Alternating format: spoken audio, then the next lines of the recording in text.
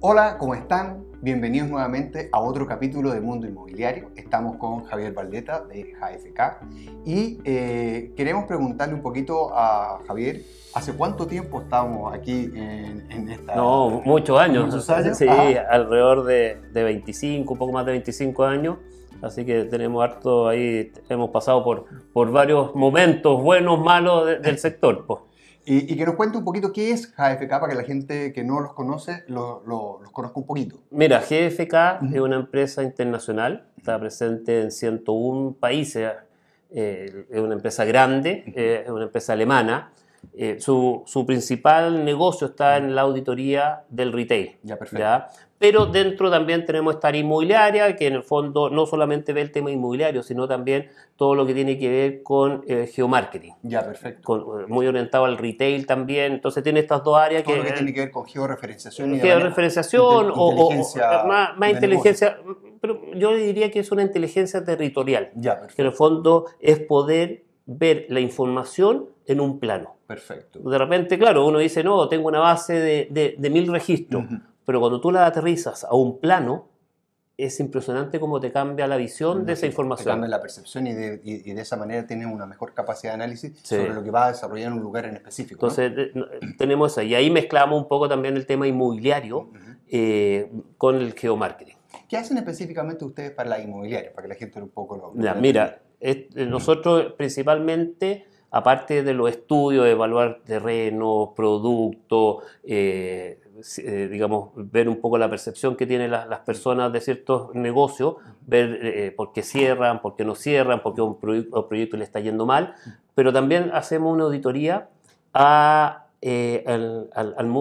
la oferta inmobiliaria. Ok, Es un estudio que lleva más de 40 años, partió el año 81, ya, o sea, tenemos una una serie estadística histórica muy enorme, muy larga, larga. y auditamos en el fondo todas las salas de venta Ya, donde es presencial, vamos como cliente incógnito y ya, rescatamos la información. ya, perfecto. Yo siempre digo, con los buenos y malas cosas que puede tener, Sí, lógico. pero la gracia que tiene es que es una metodología que en el tiempo ha perdurado. Hemos ido haciendo ciertos ajustes que tuvo que ver con la pandemia, de repente cuando empieza todo el tema más tecnológico, Ujú. entonces nos hemos ido adaptando.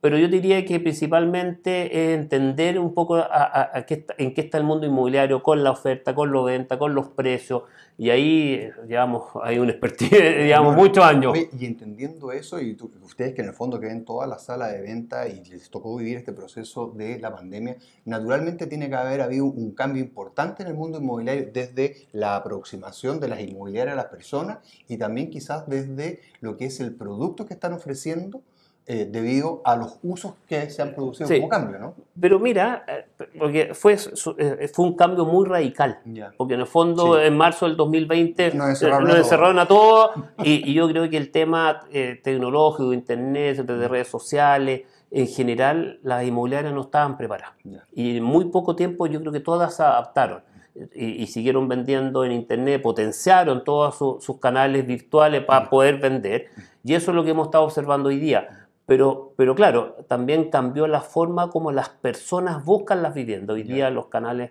de internet, los mismos portales en general, es como la primera aproximación hacia cuáles serían los proyectos que les gustan a las personas. Perfecto. Antiguamente salían a recorrer los Sí. barrios.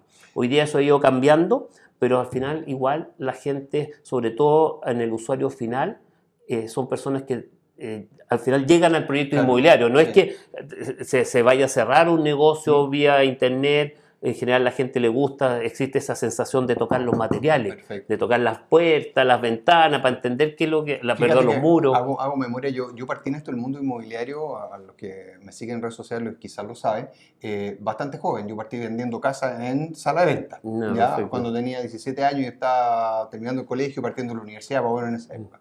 Y lo que dices tú es muy cierto, la gente solamente iba a visitar y recorría montones de salas de venta para después aproximarse y ver la posibilidad de hacer un cierre. Sí, pues. Pero ha ido cambiando eso, esta posibilidad de acceder a los canales remotos, a estos canales digitales, muestran cómo ha ido hoy día, como dices tú, todo un primer vitrineo que ya se hace digital y solamente la última patita quizás se hace presencial. Exactamente. ¿Y cómo está esta composición quizás hoy día desde el punto de vista de cuántos son realmente usuarios finales y cuántos son inversionistas?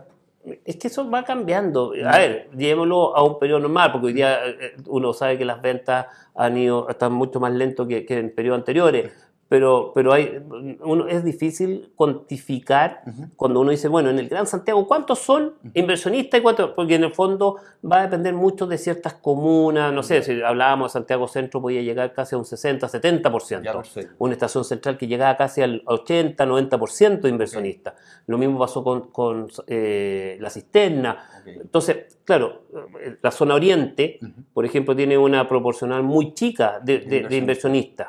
Claro, en el fondo hay cierto mercado de inversionistas que le gusta la zona oriente porque el perfil de las personas puede ser mejor. Claro. Pero en general, ese inversionista que compraba en Apoquindo, cuando teníamos esos departamentos chicos que se construían en escuela militar, todo eso, desapareció. Claro. Porque al final, claro, el comprar una vivienda versus en esa zona versus a lo mejor en otra zona digamos más poniente, ya sea la Cisterna, Estación Central, Santiago Centro, por el mismo precio de repente te compráis dos. Exactamente. Entonces eso impulsó a que ciertos sectores la proporción de inversionistas sea mucho menor versus otras zonas. Yo creo que eso, yo diría que desde más o menos 2013 empieza a haber un cambio súper importante en el sector inmobiliario, donde tú ves que esas comunas empiezan a crecer fuertemente, ya sea por un desarrollo orientado a eso.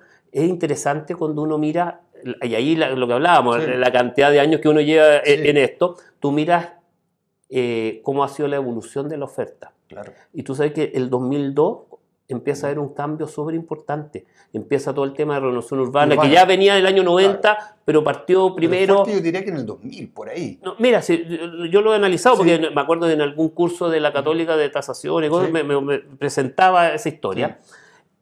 Y el año 90 parte el tema de renovación urbana, pero no funcionó, porque te pedían, tú juntabas puntos de acuerdo a ciertos requisitos, cuántos hijos tenías, y el año 2000... Creo que en esa época estaba Rabinés. Rabinés fue el que lo relanzó. Lo relanzó. Logró echarlo a caminar. Y ahí lo que hace en el fondo es decir, ¿sabe qué? Aquí no necesitamos requisitos.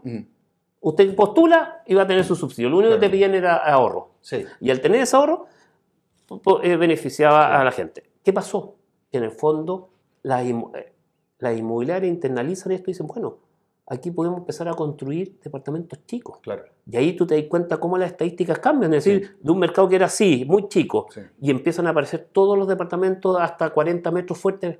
Y ahí empieza todo un tema de inversionistas hasta el 2008, cuando fue la crisis subprime. Y después viene el terremoto, de ahí de nuevo. Y el 2012 viene un cambio súper importante, producto de que también el ingreso fue justo, yo siempre hablo como de la época del boom minero. El 2012 empieza el valor del cobre, el cobre muy fuerte, y ahí los ingresos ingresos de las personas empiezan a aumentar fuertemente.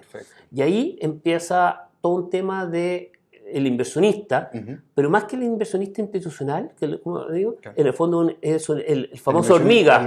El hormiga que de repente empezó, oye, yo me compré uno, yo me acuerdo en una comida, esto ha sido 2011, 2012, una persona me dice, oye, me compré 34 departamentos. Yo lo miro y digo, 34.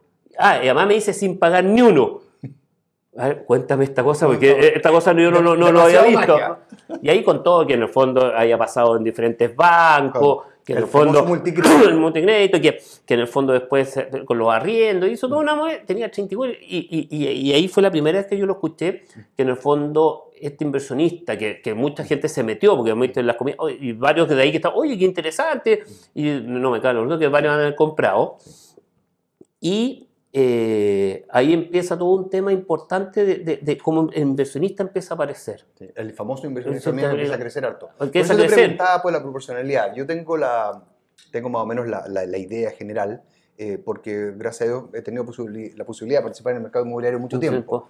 Y claro, me recuerdo de lo que dices tú, cuando nace todo este boom en el centro de Santiago, la renovación urbana, que de hecho eran 200 unidades de fomento lo que aportaba Sí, la renovación urbana, y que valía prácticamente al 20%, que era el pie. Era el pie. Era el pie. Pues yo me acuerdo que tú podías comprarte un departamento mira, era el desde 670 que lo tenía Santiago de Achí, pero la mayoría estaba cercano, el de un dormitorio en 990. 990, 850. Entonces, imagínate, tú... Bueno, de hecho mi primer departamento lo compré en esa época 990. Entonces, ahí tú te das cuenta, en el fondo, este impulso. Sí, fue muy importante. Por eso yo creo que ahí, lo que te decía yo, ciertas comunas que se potenciaron y que fueron creciendo en el tiempo. Claro. Y ahí empieza todo un tema, porque es interesante cuando tú miras cómo se va moviendo la ciudad. Claro. Porque el inversionista, en el fondo, siempre ha estado. Sí. En el fondo, desde el 2002, que empieza Claro. yo me acuerdo de haber escuchado a mi abuelo que decían, oye, hay que invertir en propiedades, Sí. pero tenían una casa, un departamento, pero no era como hoy día que Claro. tiene otra connotación. Además que yo pienso, y no sé si estoy equivocado, pero tengo la sensación, y quizás los datos lo pueden avalar de mejor manera a la percepción que tengo yo, es que en definitiva este crecimiento de ingresos que mencionas tú a través ¿cómo se llama?, del aumento del valor del cobre, y adicionalmente las condiciones que se dieron en ese momento también desde el punto de vista del crédito. Mucha gente tuvo acceso a crédito. Sí, Y eso hizo que aumentara mucho el volumen de inversionistas y sobre todo gente joven. Sí, pues, es que yo creo que ahí hay dos cosas que son re interesantes. Uno, acuérdate que en ese momento no te dan el 100%, pero llegáis al 95, 90. Pero en algún minuto el Santander, acuérdate que Sí, estuvo pues, con al 110, que te ponían la publicidad y que te dan hasta para la mudanza. Que yo creo que nos fuimos un poquito más al extremo. Sí. Pero sí, yo creo que ahí el gran cambio que veo cuando apareció todo este tema de Basilea 3, Sí. que en el fondo hizo de que en el fondo la pues, banca y llegara a un 80, un 90, es decir, en ese rango se ha movido. Sí. Pero ojo, y yo creo que aquí, lo que tú comentabas, yo creo que el gran boom que vivió el mercado inmobiliario, cuando tú miras ventas de 8.000, 9.000 unidades, estaba muy apalancada de esa cantidad de unidades por el tema inversionista. Sí. Porque el 2015, si uno mira las estadísticas, ¿Ya? uno se da cuenta cómo las velocidades de ventas bajan. El sector Perfecto. oriente bajó, que claro, Sí. lo que comentaba al principio, el inversionista emigró a otra zona Sí. y se quedó el usuario final y eso hizo que la venta bajara. Perfecto. Entonces, Además que el valor del sector oriente también se incrementó de manera importante. sí, pues, es que en general Va todo. sí, Entonces, pero ahí tú te das cuenta que en el fondo el tema de inversionista, yo te diría que en los últimos 10, 12 años ha sido muy potente Sí. para el sector. Yo creo que fue la gran mecanismo para que este mercado creciera tan fuerte. Claro. Hoy día vemos un mercado inmobiliario que la verdad que está bastante golpeado producto de todo el COVID, después la subida de tasa debido, digamos, al nivel inflacionario que hemos tenido.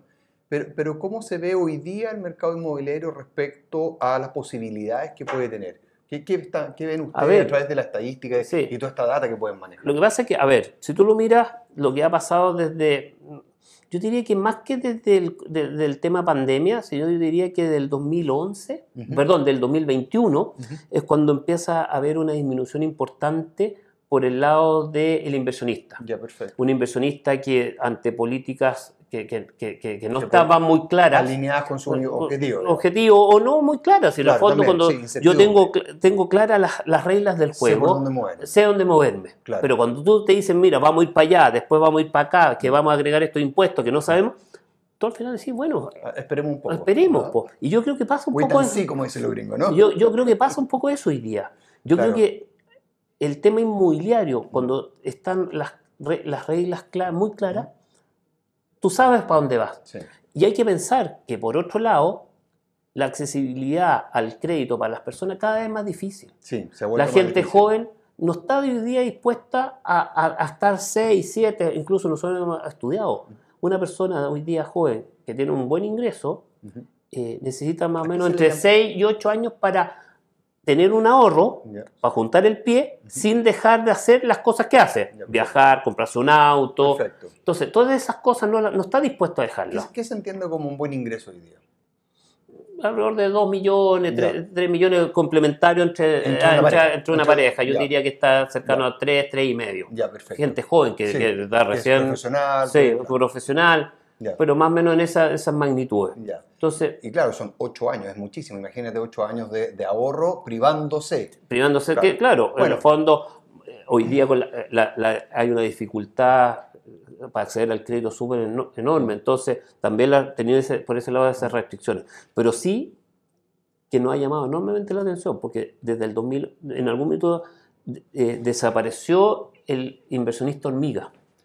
¿Cómo decís tú? Por ahí por el 21, No, cuando se ve todo mira, este ruido.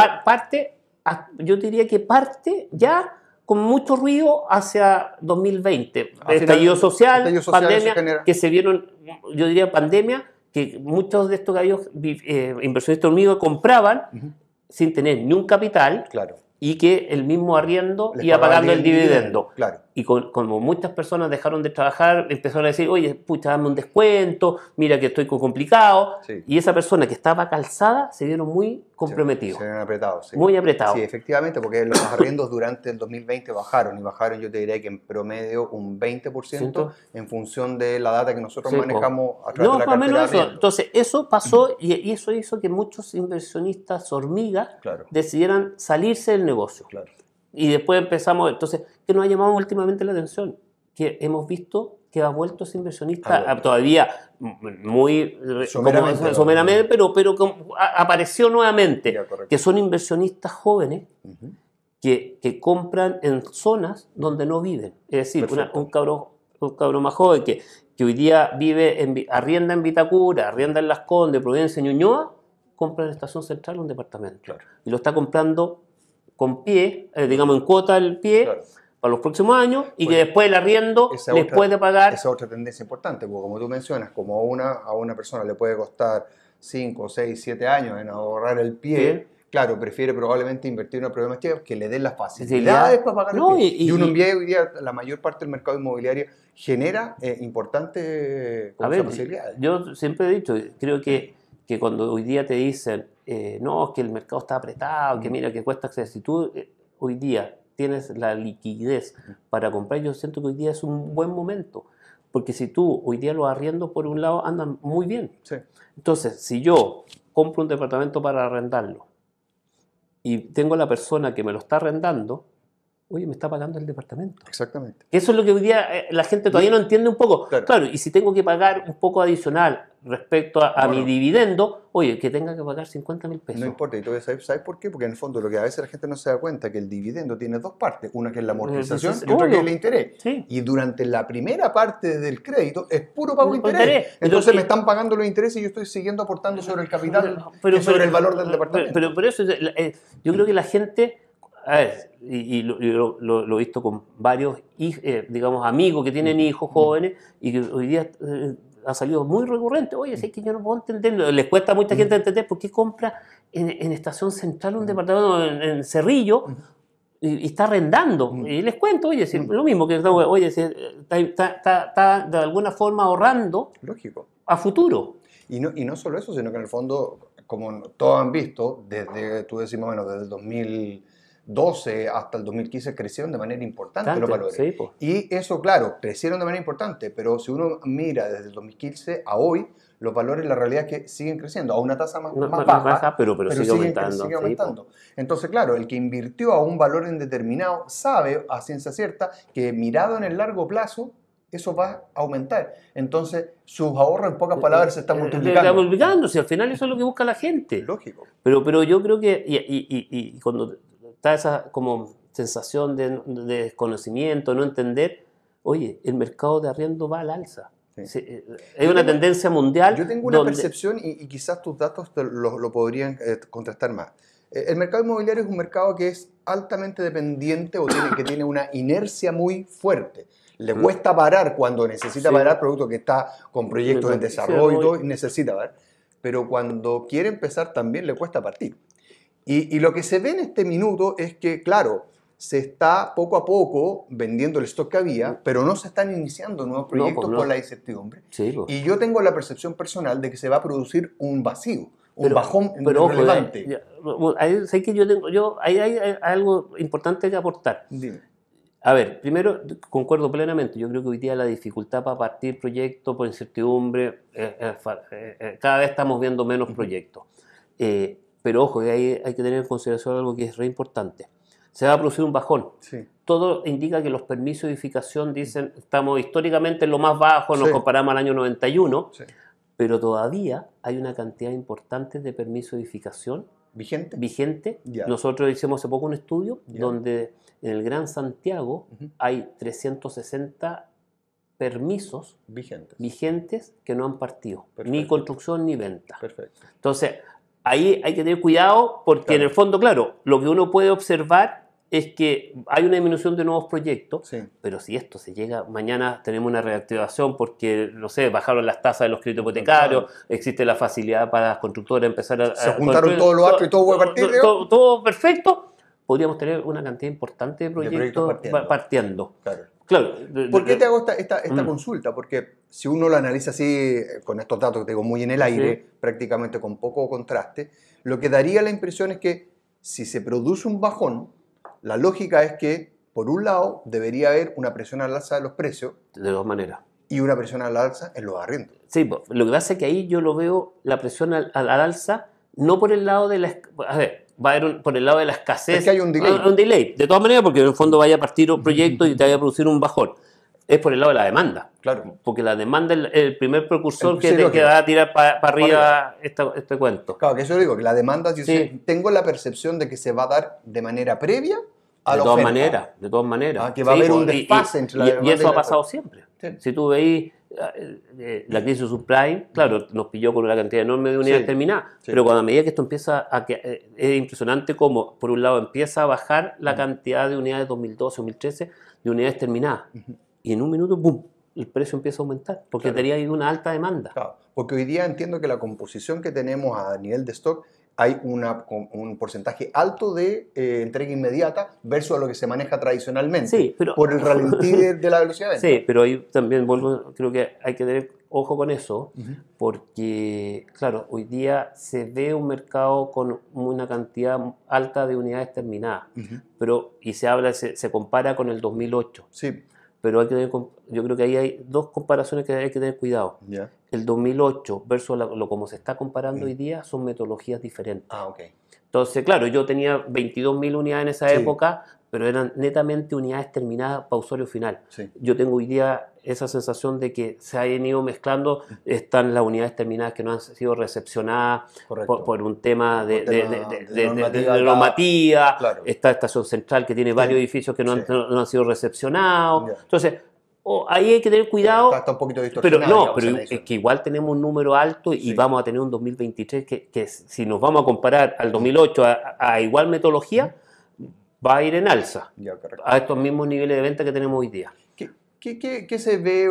Porque en el fondo, la gracia de cuando uno tiene series súper largas como la tienen ustedes, lo que sucede es que muchas veces uno ve cómo hay ciertos factores, ciertos procesos que se producen justo antes de la reactivación. ¿Qué cosas están pasando hoy día que podrían decir, oye, sí, yo creo que bajo ciertas lógicas podría darse una reactivación? A ver, yo creo que hay cosas, primero, hay un tema político de por medio de todas maneras que influye fuertemente en la percepción de invertir o no en el sector inmobiliario. Por otro lado, las tasas, a medida que tú veas que el financiamiento, más que también a las personas, pero a las constructoras. Correcto. Hoy día el embarcarse a las tasas que están es imposible. Y además, ¿qué ha pasado? Antiguamente habían varias formas de financiamiento para los proyectos. No sé, estaban los capitales preferentes que te ayudaban, estaban mismos socios de las inmobiliarias que aportaban, metían algo de dinero, y la banca. Entonces, yo con los capitales preferentes más el socio ya tenía listo el porcentaje de preventa que me pedía la banca. Entonces, yo creo que ahí hay señales que uno debiera ir viendo, que a medida que tú vas viendo que temas políticos se van aclarando. El tema de la inflación, que para mí es un temazo respecto Lo conversábamos recién, de cuánto ha variado el valor en pesos de una propiedad en otra en un solo año plazo. Sí, entonces a medida que existe esa que 0,4, 0,5, 0,3, 0,1, la gente empieza a percibir, claro, si uno mira a lo mejor en el acumulado, decís, en el último año ha subido tanto, pero cuando ya empieza a ser menor esa inflación mes a mes, porque la percepción veníamos como el avión va así, y de repente empieza a aplanó. Claro. Los precios no van a bajar. Claro, no.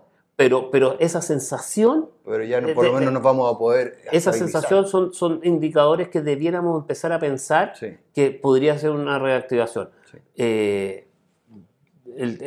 veíamos el tema, y eso va a ayudar también para los requisitos de los bancos. Si la banca, hay todo un tema que tú veis que en el fondo cada vez los requisitos son más altos, porque además hoy día, no sé, la misma, el sueldo que pide la banca es mucho más alto. Es más alto porque, claro, como ha subido el valor del dividendo, entonces hace subir el sueldo. Sí, Que tiene directa relación. y si las tasas también, el país empieza a normalizar, las tasas van a ir a la baja, entonces eso también incentiva a la gente a comprar. Oye, yo lo vimos el 2021, como en junio, empieza toda una campaña fuerte de la prensa. Oye, que las tasas están en niveles altísimos, nunca habíamos tenido estas tasas. Claro, pasamos de un 2 a un 4,8. Pero era el mismo 4,8 que teníamos en el 2018. Por eso digo, entonces, ¿me cacháis? Nadie hizo esa salvedad de decir, oye, volvimos a la normalidad. Claro, si yo miro de 2 a 4, las tasas pero nadie decía que el 2 era algo, o el 1,8 era algo anormal. Era normal. Entonces, pero eso tiene que ver con percepciones. Sí.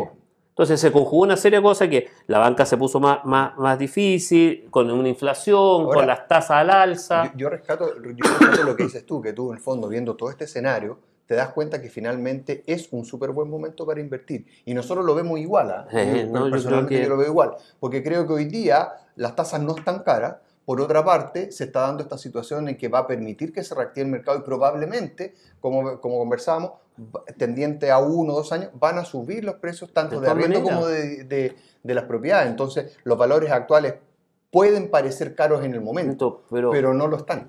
Pero además yo creo que, mira, si yo veo varios escenarios, si una persona hoy día tiene liquidez y puede comprarse una vivienda terminada, porque tiene para poner el pie, es la oportunidad. Sí. Si al final, vuelvo a insistir, creo que un externo o una tercera persona te empieza a pagar el dividendo. Claro, a lo mejor tú ves, pero oye, que las tasas están más altas. Oye, si llegan a bajar, lo voy a renegociar. Pero si eso es... Entonces, claro, pero lo que tú no vayas a poder mejorar es el precio. Lógico. Hoy día la situación de precio es una situación en términos determinados, claramente hay promociones, podéis negociar, podéis buscar, y creo que vitrineando podéis buscar buenos precios.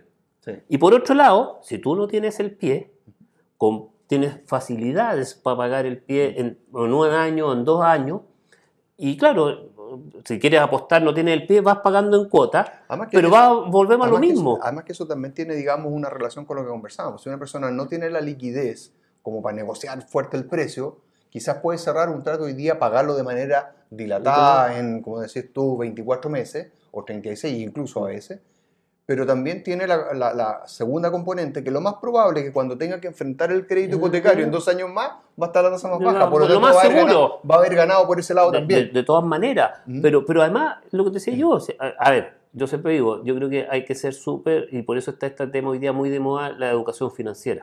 Porque yo creo que, claro, si tú me decís, voy a pagar el pie, tengo para pagar, pero voy a llegar al momento y lo que tengo que pagar de dividendo, que me lo debiera pagar un tercero, pero si no lo tengo arrendado, tengo que tener esa capacidad para pagar. Eso es importante. Sí, es importante, o al menos tener un colchón que me permita aguantar un ratito. Un ratito, porque en el fondo, generalmente, hoy día la vacancia igual es baja. Hoy día un departamento, si estamos en condiciones difíciles de arrendarlo, se arrenda en un promedio de 2 meses. Oye, si nosotros hacemos seguimiento acá y vamos haciendo un seguimiento a los arriendos, y tú te das cuenta como si entre más o menos en algunos casos llega 1 mes, 2 meses, en ese rango.